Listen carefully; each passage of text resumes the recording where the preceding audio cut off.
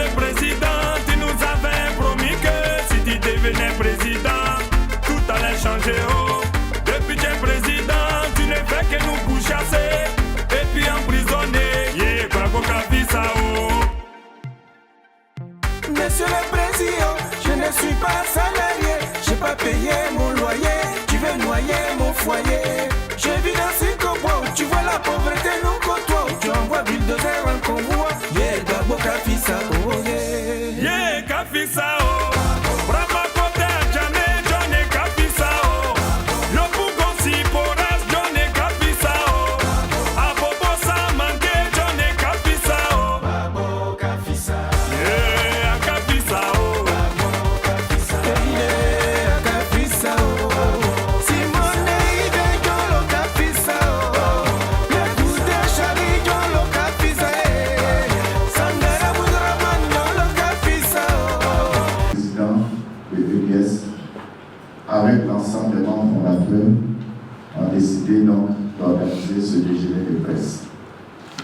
Je vais sans plus tarder laisser le micro au président Bougnen pour sa petite adresse. Au nom de la plateforme politique Ensemble pour la démocratie et la souveraineté, je voudrais vous saluer et surtout vous remercier d'avoir répondu à notre humble invitation pour partager avec nous ce moment que je souhaiterais vraiment de fraternité et de convivialité à l'occasion du premier anniversaire de notre plateforme politique dont le référent, et on l'a dit, est le président Laurent Gbagbo. 20 avril 2017, 20 avril 2018, cela fait effectivement 1 an que EDS a été porté sur les fonds au baptisme. En cette heureuse occasion, je voudrais particulièrement m'adresser aux femmes et aux hommes de médias à qui nous avons décidé de dédier ce déjeuner. Oui, chers frères et sœurs, vous le méritez amplement, car c'est par vos différents canaux que notre plateforme, depuis sa naissance, a connu les échos favorables qui nous reviennent chaque jour. C'est grâce à votre engagement, à travers vos écrits et différents reportages que vous nous consacrez, que notre organisation a suscité tant d'adhésions au niveau de la communication locale, nationale et internationale. Et je voudrais, au nom de tous les membres fondateurs de notre structure, vous dire un grand merci pour ce professionnalisme dont vous faites preuve pour aider à l'enracinement des valeurs démocratiques en Côte d'Ivoire. Je suis tenté, à ce stade de mon propos, de dire que vous êtes pour la démocratie ce que l'oxygène est pour l'être humain. Merci d'être là. Merci d'œuvrer pour la démocratie, la paix et la justice en Côte d'Ivoire.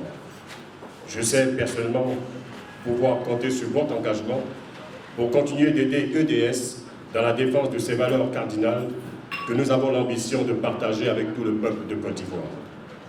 Et nous sommes bien conscients que la tâche n'est pas aisée, ni pour nous en tant qu'acteurs politiques, mais ni pour vous, hommes et femmes de médias, quand on considère les brimades dont certains d'entre vous font souvent l'objet ici en Côte d'Ivoire.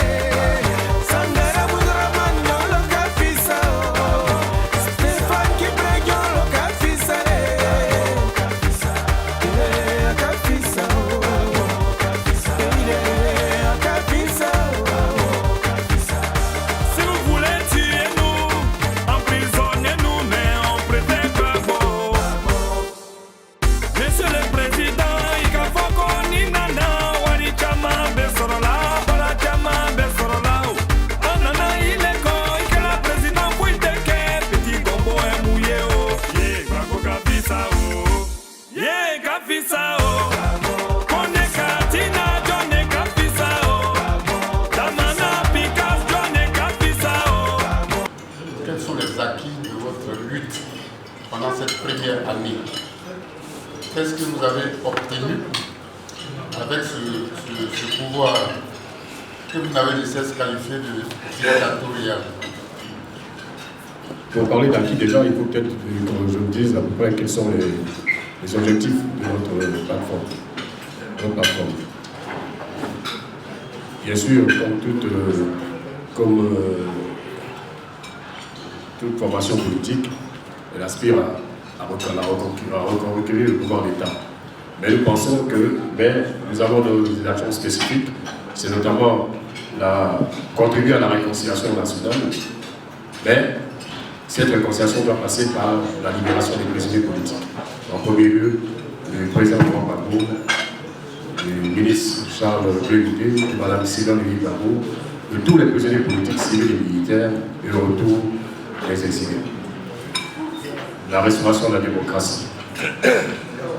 Et puis, évidemment, les élections transparentes, notamment avec le sujet d'actualité, c'est la réforme de la commission électorale indépendante. Alors, c'est vrai que si on regarde ces objectifs, on souhaite entendre dire, mais vous n'avez pas obtenu la régulation des prisonniers politiques, vous n'avez pas obtenu la restauration de la démocratie, dans la mesure où on nous a empêché même de nous exprimer par une marche qui est une expression démocratique.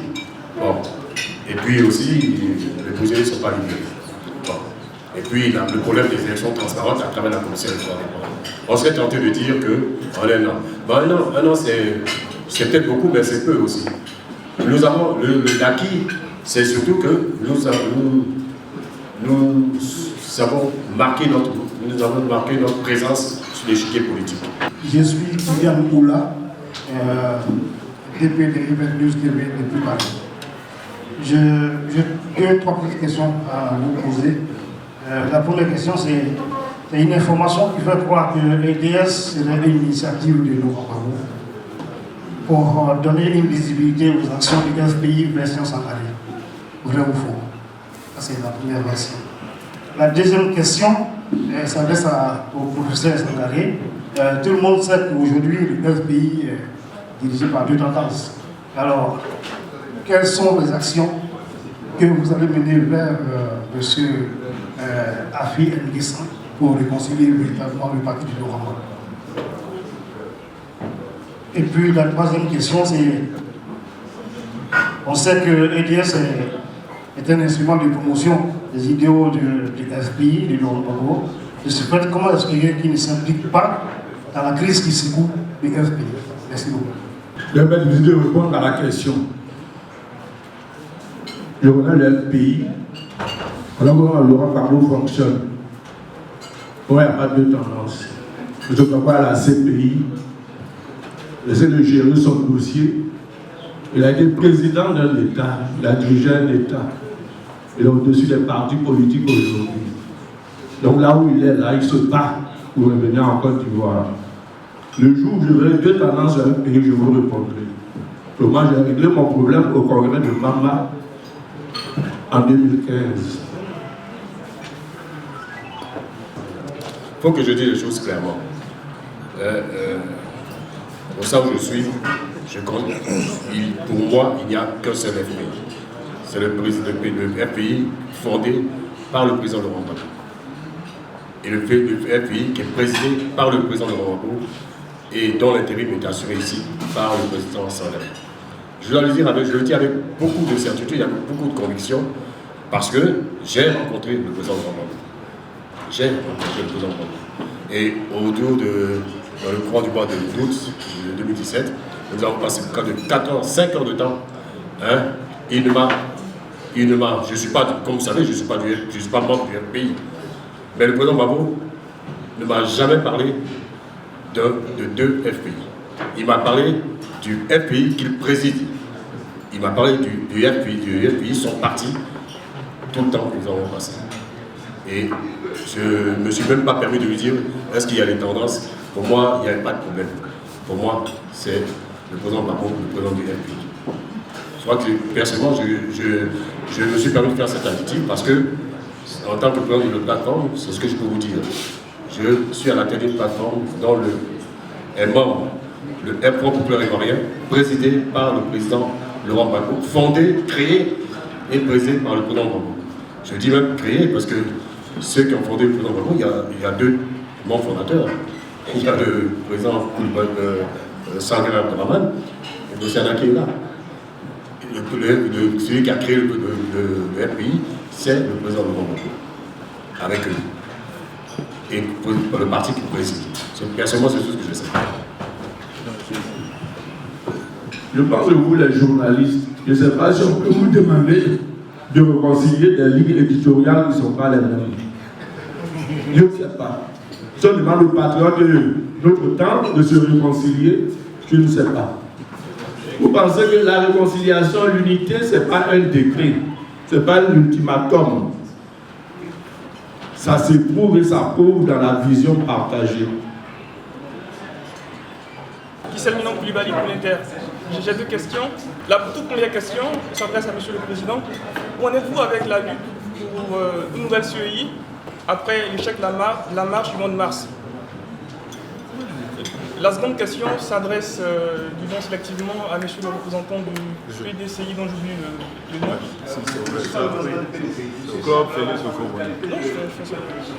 Vous êtes? Je ne suis pas ici en tant que d'accord. militant du PDCI. Très bien. Très bien. Vous restez quand même militant du PDCI RDA. Oui, très bien. Je souhaitais parler essentiellement du club de Sophie. Très bien. Très bien. Ma question demeure tout de même. Je voudrais savoir quel sens vous donnez à votre présence aux côtés des autres leaders d'EDS. Comme vous le savez, nous avons exigé, et nous avons raison d'exiger, la réforme de la CEI, la Commission électorale indépendante, et qui est l'organe qui est chargé d'organiser les élections en Côte d'Ivoire.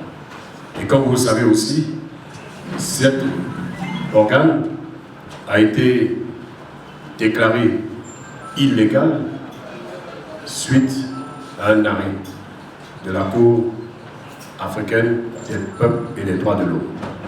C'est un arrêt qui demande à l'État de Côte d'Ivoire de réformer cette CEI au motif que cette CEI ne viole les droits des citoyens à choisir librement leurs représentants. C'est une décision de justice qui s'impose à l'État de Côte d'Ivoire. Je dois dire aussi que, avant même l'arrêt de la Cour, l'opposition significative avait dénoncé depuis plusieurs années, depuis 2012, cet organe. C'est la raison pour laquelle l'opposition significative ne s'est pas présentée aux différentes échéances. Et aujourd'hui, elle est confortée par cet arrêt. Nous avons dénoncé et nous continuerons de dénoncer. Tout à l'heure, il m'a été posé la question de savoir qu'est-ce que je faisais ici aux côtés de l'EDS. Bon, je comprends. C'est vrai, je suis membre de l'instance, je suis membre de la haute direction du PDCI RDA, je suis membre du bureau politique, je suis inspecteur de ce parti, c'est vrai. Mais je suis ici en qualité de président du club Félix Houphouët-Boigny. Et à ce titre, je tiens à préciser que partout où il sera question de réconciliation nationale, de lutte pour le recouvrement des libertés publiques, de libération de Laurent Gbagbo, de libération des prisonniers politiques, de réforme de la CEI, nous serons présents. Vous voyez. Et EDS et nous sommes en phase, nous regardons dans la même direction. Donc notre présence ici en fait est une présence en famille, loin de la politique. Nous sommes ici noués, n'est-ce pas, nous sommes ici en tant que société civile, puisque EDS, d'après ce qui m'a été dit, est une plateforme de société civile et de partis politiques. Le président Gbagbo, je pense que, à part du hélas qui me ressemble là, parce qu'en 93, en février 93, le président Fouet a fait sortir tous ses collaborateurs. Et il a dit à Laurent Gbagbo en tête à tête, hélas qui me ressemble, tu respectes au et au nord un pouvoir politique qui est un dû, qui n'est pas un cadeau. En allant dans la brousse, dans les savanes, sous la pluie et sous le soleil. Ce n'est pas ce pouvoir politique et nous le ressemblons. Et en 93, à la mort du Houphouët-Boigny, alors que déjà les tags sortaient des placards, c'est Laurent Gbagbo qui a dit, enterrant dignement le premier président de la Côte d'Ivoire. L'état de servitude nous a amené à l'état de liberté. Donc prenons le temps, faisons une pause pour l'enterrer dignement. Et le roi Gbagbo tout le temps a passé son existence à Yamoussoukro. Il était plus à Yamoussoukro qu'à Mama pour honorer Yamoussoukro en tant que capitale politique. Et en visionnaire, il a un mausolée mémorial pour le président Houphouët-Boigny. Et je pense qu'aujourd'hui, ce qui relie ces deux personnages, c'est l'amour, la passion de la Côte d'Ivoire. Lors de la marche que EDS a organisée, votre directeur de cabinet a été arrêté et écroué. Est-ce qu'il se porte bien? Comment va-t-il? Et quelles sont les actions que EDS a menées pour le libérer? J'ai été arrêté au cours de la marche. La marche n'avait pas débuté. Il a été arrêté. Il était en train de s'exprimer avec les journalistes quand il a été arrêté. Il a été jugé, condamné à 12 jours de prison. Et effectivement, comme vous savez, c'est contre toute attente un arrêt de 2013 qui a été signifié. Bon, je crois que vous sauriez, voilà quelqu'un qui n'est même pas né en exil. Voilà quelqu'un qui était en Côte d'Ivoire, qui vaquait à ses occupations professionnelles, ses occupations politiques. Voilà quelqu'un qui était même notre interlocuteur pour l'organisation de la marche avec les autorités préfectorales et policières. Et puis, comme toute attente, aujourd'hui on lui dit qu'il y a un mandat d'arrêt pour lui qui date de 2013. Allez-vous comprendre quelque chose. Nous avons pris les avocats, nous avons mis dans les mains de la justice et nous espérons que les choses vont aller. Nous allons donc poursuivre cette petite cérémonie. Je voudrais donc appeler le président Georges Namaounien, le président Jamal Sagari de bien venir les rejoindre ici pour la coupure du gâteau. Le ministre à laquelle le président Louis on va